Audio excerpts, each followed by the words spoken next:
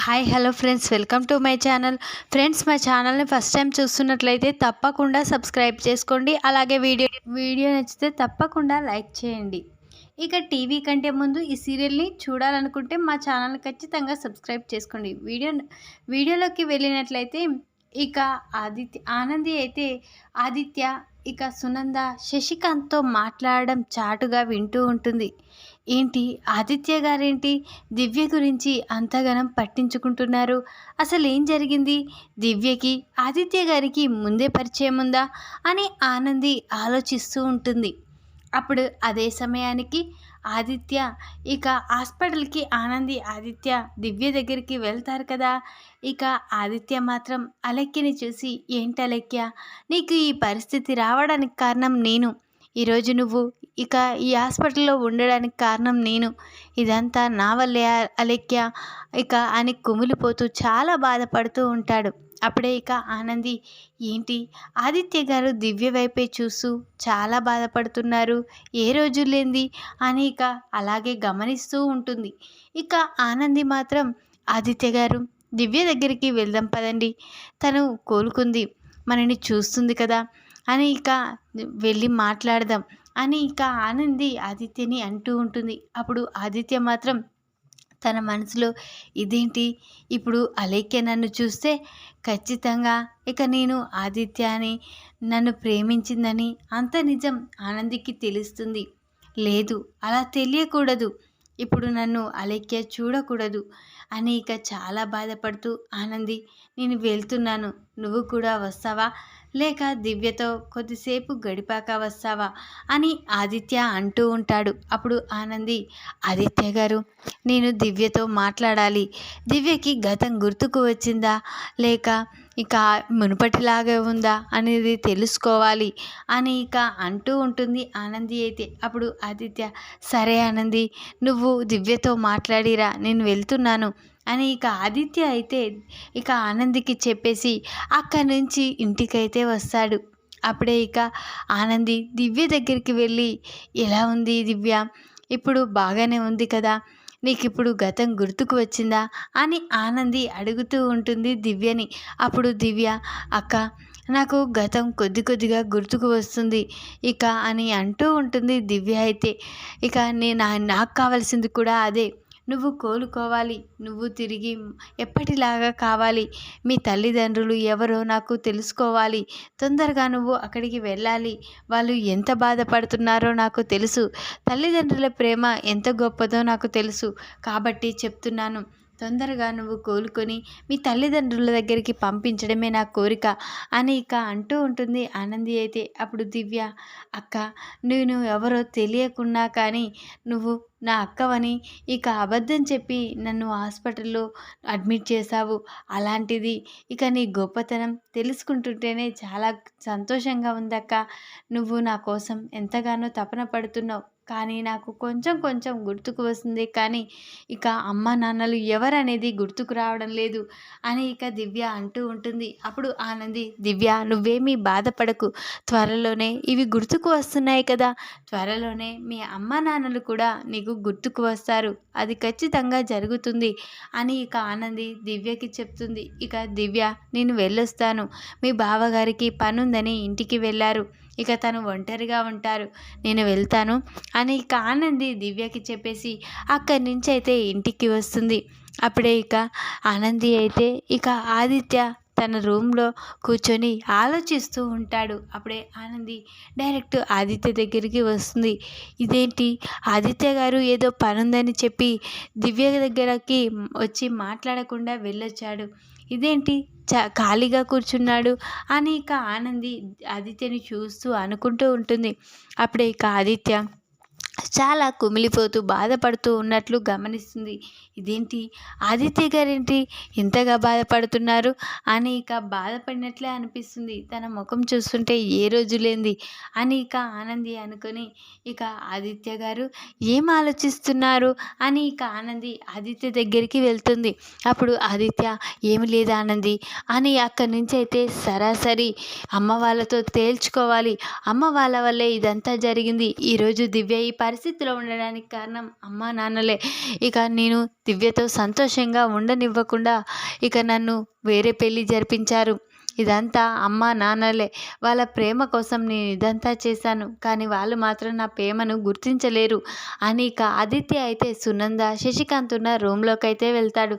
అప్పుడే ఇక సునంద, ఏమైందిరా, ఏం జరిగింది, అంత కోపంగా ఉన్నావు అని సునంద అంటూ ఉంటుంది. అప్పుడు ఆదిత్య, అమ్మ నిజంగా చెప్పు, అసలు అలేఖ్యకి పెళ్ళి జరిగిందా జరగలేదా, ఇప్పుడు అలేఖ్య ఎక్కడుంది అని ఇక ఆదిత్య నిలదీస్తూ ఉంటాడు.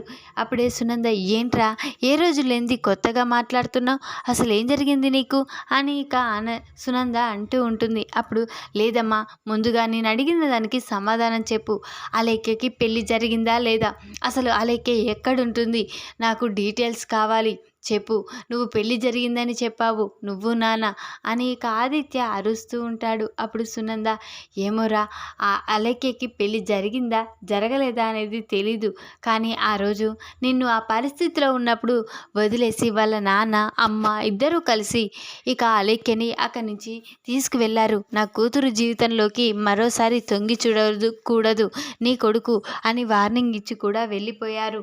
ఇక అలాంటిది ఇక వాళ్ళ గురించి మాకెలా తెలుస్తుందిరా, ఇక అంత కోపంగా వెళ్ళారు కదా, ఖచ్చితంగా ఇక తనకి పెళ్లి చేసే ఉంటారు అని మేము అనుకొని నీకు చెప్పాము అని ఇక శశికాంత్, సునంద అంటూ ఉంటారు. అప్పుడు ఆదిత్య, లేదమ్మా, మీరు చెప్పినంత అబద్ధం, అసలు అలేఖ్యకి పెళ్ళి జరగలేదు, అలేఖ్య బాగానే ఉంది, అలేఖ్య నా కోసం వెతుకుతూ వచ్చింది ఈ హైదరాబాద్కి, అలాంటిది అలేఖ్యకి పెళ్ళి జరిగిందని ఇక అలేఖ్య నుండి నా మనసుని విరిచేలా చేస్తున్నారు, ఇదంతా మీరే కావాలని చేశారు అని ఇక అరుస్తూ ఉంటాడు ఆదిత్య. అయితే ఇక ఆనంది కూడా ఇవంతా వింటూ ఉంటుంది. ఇక సునంద శశికాంత్తో మాట్లాడడం, ఇక అలేఖ్యని ప్రేమించిన విషయం, ఇక దివ్యనే అలేఖ్య అన్న విషయం అంతా ఆనంది చాటుగా ఉండి వింటుంది. ఒక్కసారే షాక్ అయిపోతుంది.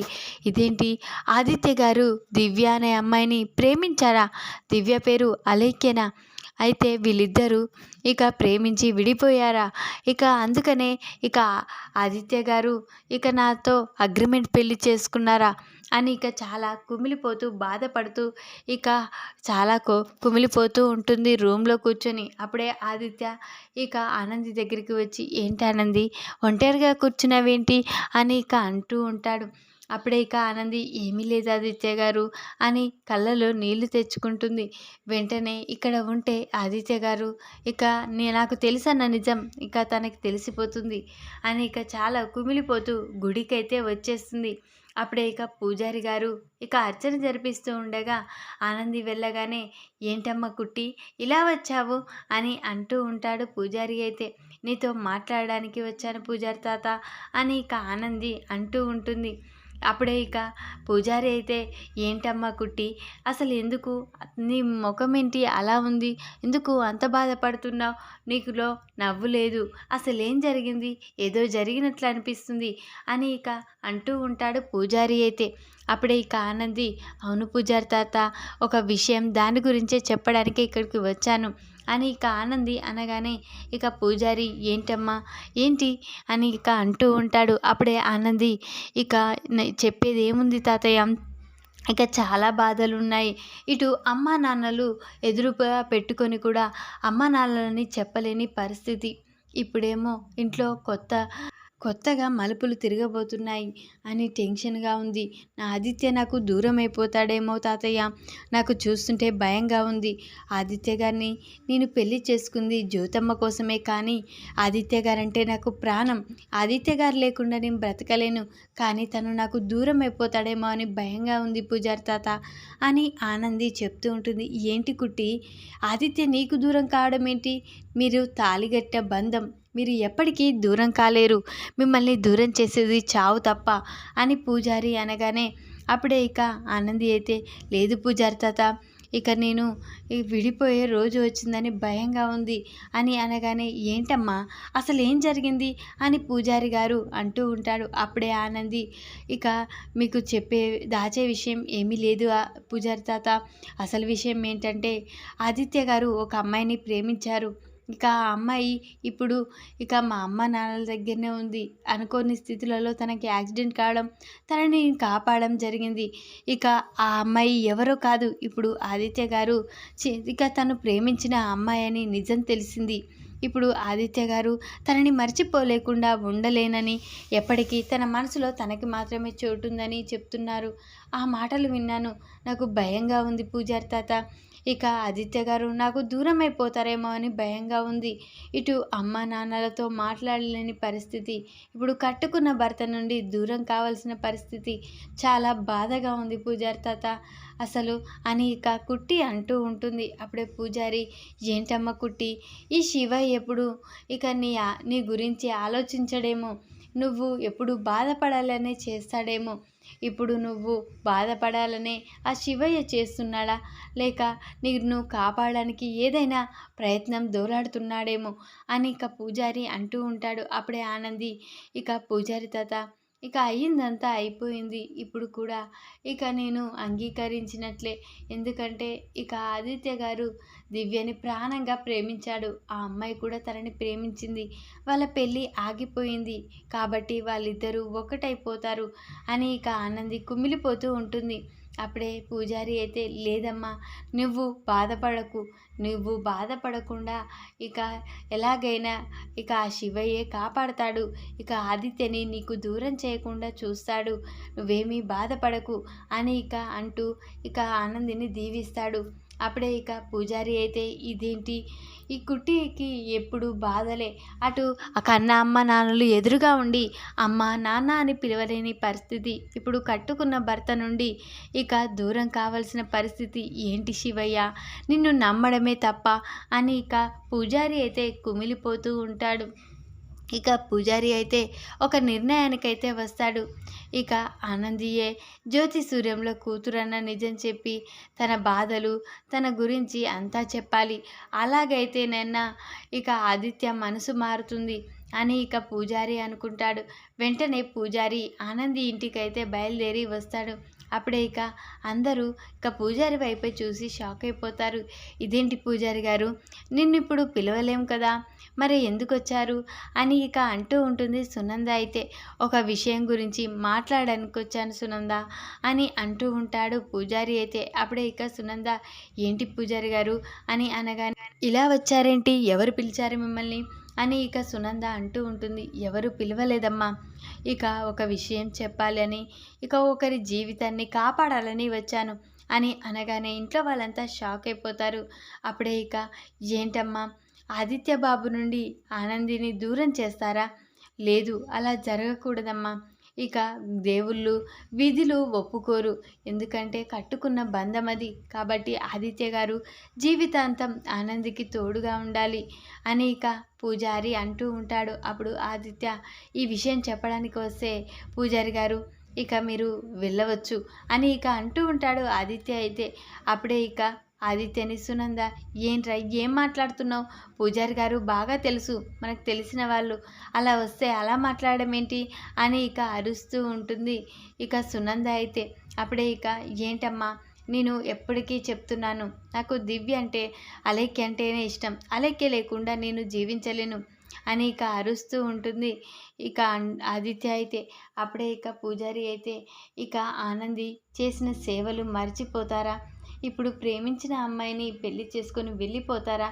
ఆనందికి ఎప్పుడూ కష్టమే, తన కన్న తల్లిదండ్రులు ఎదురుగా ఉన్న ఇక చెప్పలేని పరిస్థితి. ఇప్పుడు అత్తవారింట్లో కూడా భర్తను వదిలేయాలన్న ఆర్డర్, ఇవన్నీ తను భరించి బ్రతకగలదా?